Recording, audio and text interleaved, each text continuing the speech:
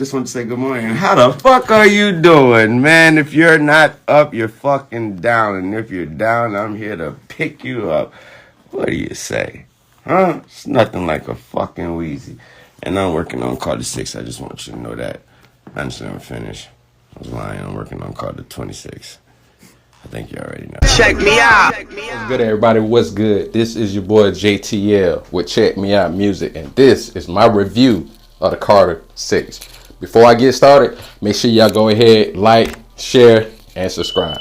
So, as y'all know, recently, Weezy just dropped another album for y'all, Carter 6. Now, I'm going to do my best to get a fair review with thoughts of what I liked about it, what other people, the public may like about it, and then also what I didn't like and what they probably don't like or won't like. So, starting off, he has the King Carter. That's the first title track, and I like the way that it comes in, and in the way it's kind of trying to just put you in the mindset of what you're about to hear. Then comes in, welcome to the Carter. He has that pretty much on his albums. Giving that intro, giving that feel. You know what I'm saying? If you know anything about the movie, you already know the classic New Jack City. That's pretty much where the idea comes from. And these projects supposed to be that dope. So he has songs like Bells. Then you go to the song Hip Hop with him and Big X, The Plug. Dope album cut. Dope album cut. I think it should be a single because the way Big X comes in doing his thing, then Wayne comes in behind him. Like Big X comes in where it sounds like it's almost a verse, but it's actually the hook. But he's killing that, the hip hop. Gets that. Like he do his thing on that. He doing his thing on that. Wayne lyrics throughout the whole song. Matter of fact, this whole project is top tier. When you go to a song like Sharks, where he has Jelly Roll, and then he has Big Sean doing their thing, just talking about what you will go through life and this industry and all of the above. They talking about something that's real deep with the lyrics, still top tier.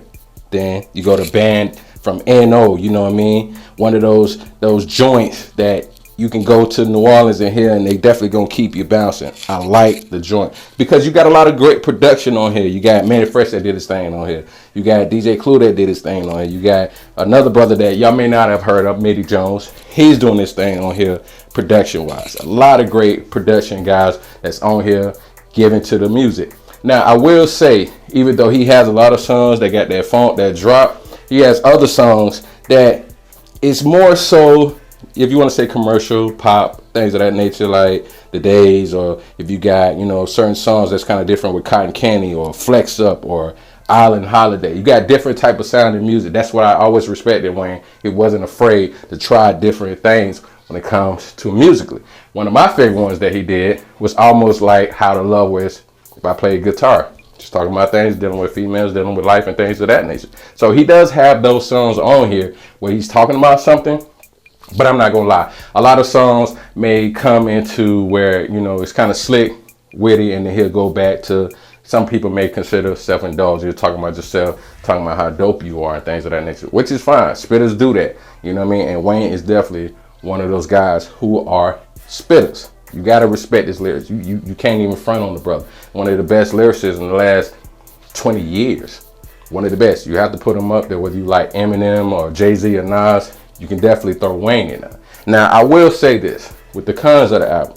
Like I said, some people may not like some of the commercial sounding songs, some of the songs that may be poppy. But if you are really somebody who tries to respect artists and their creativity, you'll give it a chance. You still can give it a chance. Certain things that I will say, when it comes to Wayne, being a little too self-indulgent with it.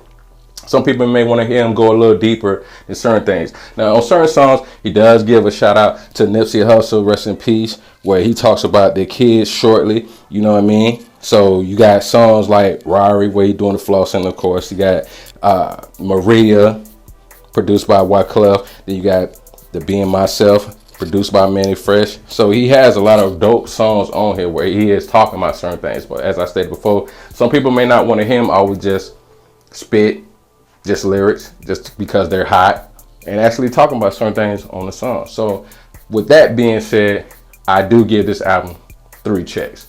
It's still definitely worth checking out. It's still worth giving a listen to. It's still worth respecting what he did on the music.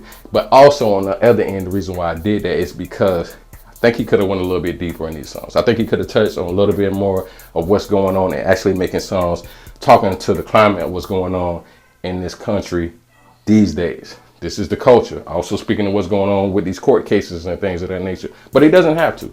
I respect it. He doesn't have to. So do I think that this is a 4, 5 check album that's a classic on the way to being a classic? Honestly, no. I would say it's not that. I'm hearing some reviews where people are not giving it a fair critique and just saying they don't like it and other bad words that I'm not going to say here. But to me, I gave it 3 checks and I think it's definitely worth checking out. Definitely a hot album. For Lil Wayne, the Carter 6. This your boy JTL with Check Me Out Music. Make sure y'all like, share, and subscribe, and we'll be back. Chill. Check me out.